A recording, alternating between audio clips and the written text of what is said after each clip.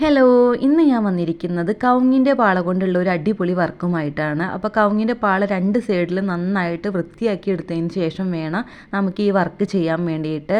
അപ്പോൾ അതെങ്ങനെ വൃത്തിയാക്കുക എന്നുള്ള ഒരു വീഡിയോ ഞാൻ മുന്നേ ഇട്ടിട്ടുണ്ട്. അപ്പോൾ നിങ്ങളെല്ലാവരും അതൊന്ന് കാണണം കേട്ടോ. ഇനി ഒരേ വലുപ്പത്തിലുള്ള ഒരു 5 കഷ്ണം നമുക്ക് ഇതിനകത്തുനിന്ന് മുറിച്ചെടുക്കണം. അപ്പോൾ വീഡിയോയിലുള്ള ആ ഒരു ഏകദേശം വലുപ്പത്തിൽ വേണം നിങ്ങൾ മുറിച്ചെടുക്കാൻ വേണ്ടിയിട്ട്. അങ്ങനെ ഞാൻ 5 എണ്ണം എടുത്തിട്ടുണ്ട്. ഇനി അതിൽ നിന്ന് ഒരെണ്ണം എടുത്തതിന് ശേഷം അതിൻ്റെ മുകൾ ഭാഗത്ത് നിന്ന് താഴത്തോട്ടൊന്ന് ചെരിച്ചൊന്ന് വെട്ടി കൊടുക്കണം. ഇപ്പുറത്തെ സൈഡും അതുപോലെ തന്നെ ചെയ്ത് കൊടുക്കണം കേട്ടോ. അപ്പോൾ വീഡിയോയിൽ കാണുന്ന ആ ഒരു രീതിയിലാണ് നിങ്ങൾ വെട്ടിയെടുക്കേണ്ടത്. അതുപോലെ തന്നെ ഇനി അതിൻ്റെ നടുഭാഗത്ത് നിന്ന് താഴത്തോട്ടൊന്ന് വെട്ടിയെടുക്കണം. രണ്ട് സൈഡ് ഇതുപോലെ തന്നെ വെട്ടിയെടുക്കണം കേട്ടോ. അങ്ങനെ 5 എണ്ണം ഇതുപോലെ തന്നെ വെട്ടിയെടുക്കണം. അപ്പോൾ നിങ്ങളെൻ്റെ ചാനൽ ആദ്യമായിട്ടാണ് കാണുന്നതെങ്കിൽ ഒന്ന് സബ്സ്ക്രൈബ് ചെയ്യട്ടോ. അതുപോലെ തന്നെ ലൈക്ക് ചെയ്യാനും കമൻറ്റ് ചെയ്യാനൊന്നും മറക്കരുത്.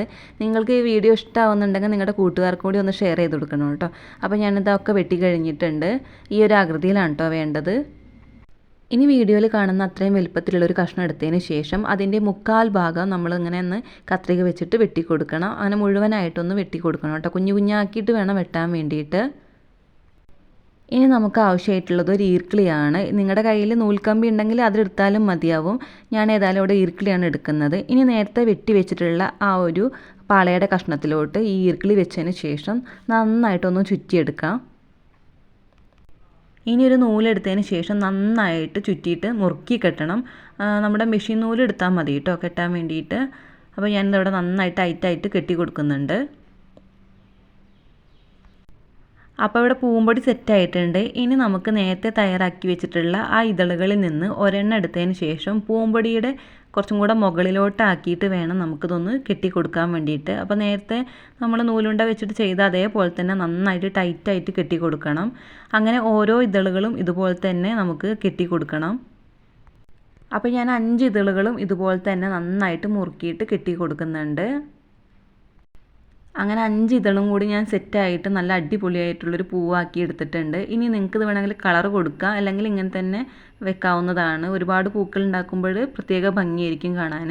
ഞാൻ ഏതായാലും ഇവിടെ കളർ കൊടുക്കുന്നുണ്ട് കേട്ടോ. അക്രിലിക്കിൻ്റെ കളറാണ് കൊടുക്കുന്നത്. ഈ ഒരു പൂവിൻ്റെ നടുഭാഗത്ത് ഞാൻ കളർ കൊടുക്കുന്നില്ല കേട്ടോ. ഇതിങ്ങനെ തന്നെ വെക്കുമ്പോൾ നല്ല ഭംഗിയുണ്ട്. പൂവിൻ്റെ അകംഭാഗവും പുറം ഭാഗവും നമ്മൾ കളർ ചെയ്തെടുക്കണം. കവുങ്ങിൻ്റെ പാള വീടിനടുത്ത് ലഭ്യമായിട്ടുള്ളവർ എന്തായിട്ടും ഇത് ഉണ്ടാക്കി നോക്കണം കേട്ടോ. ഒരുപാട് പൂക്കൾ ഉണ്ടാക്കുകയാണെന്ന് വെച്ചാൽ നല്ല ഭംഗിയുണ്ടാവും. ഒരു ബൊക്ക പോലെ നമുക്ക് സെറ്റ് ചെയ്തെടുക്കാവുന്നതാണ്. അപ്പോൾ ഞാൻ ഇതവിടെ കളർ ചെയ്ത് കഴിഞ്ഞിട്ടുണ്ട്. ഇപ്പോൾ തന്നെ നിങ്ങൾക്ക് കണ്ടാൽ മനസ്സിലാവും നല്ല ഭംഗിയുണ്ട് ഇത് കാണാൻ വേണ്ടിയിട്ട്. ഇനി നമുക്കിതിൻ്റെ തണ്ടൊന്ന് സെറ്റ് ചെയ്തെടുക്കണം. അതിന് വേണ്ടിയിട്ട് ഞാനിവിടെ ഗ്രീൻ ടേപ്പാണ് എടുത്തിട്ടുള്ളത്. അപ്പോൾ അതിൻ്റെ തറ്റത്ത് ഞാൻ കുറച്ച് ഫെവിക്കോൾ അപ്ലൈ ചെയ്യുന്നുണ്ട്. ഇനി നമുക്ക് അതൊന്ന് ഈ ഒരു ഈക്കിളിലോട്ട് വെച്ച് കൊടുക്കുക. അപ്പോൾ നൂല് ചുറ്റിയ ഭാഗമല്ലേ, അവിടെ നിന്ന് വേണം നമ്മളത് ചുറ്റിയെടുക്കാൻ വേണ്ടിയിട്ട്. അപ്പോൾ നന്നായിട്ട് മുറുക്കിയിട്ട് ഒന്ന് താഴെ വരെ ഒന്ന് നമുക്കൊന്ന് ചുറ്റിയെടുക്കാം. ഇനി നിങ്ങളുടെ കയ്യിൽ ഗ്രീൻ ടേപ്പ് ഇല്ലെങ്കിൽ നമ്മൾ കടയിൽ നിന്നൊക്കെ വരുമ്പോൾ നമുക്കൊരു പച്ച കവർ കിട്ടില്ലേ, ആ കവർ ആയാലും മതി. അപ്പോൾ ഇതിൻ്റെ താഴ്ഭാഗം എത്തുമ്പോഴും ഇതുപോലെ തന്നെ ഫെവിക്കോൾ അപ്ലൈ ചെയ്തിട്ട് വേണം നമുക്കൊന്ന് കത്രിക കൊണ്ട് മുറിച്ചെടുക്കാൻ വേണ്ടിയിട്ട്. അപ്പോൾ ഇതുപോലെ ഉണ്ടാക്കി വെച്ചിട്ടുള്ള പൂക്കളാണിത്. ഞാനിത് കളർ ചെയ്തെടുത്തിട്ടുണ്ട് കേട്ടോ.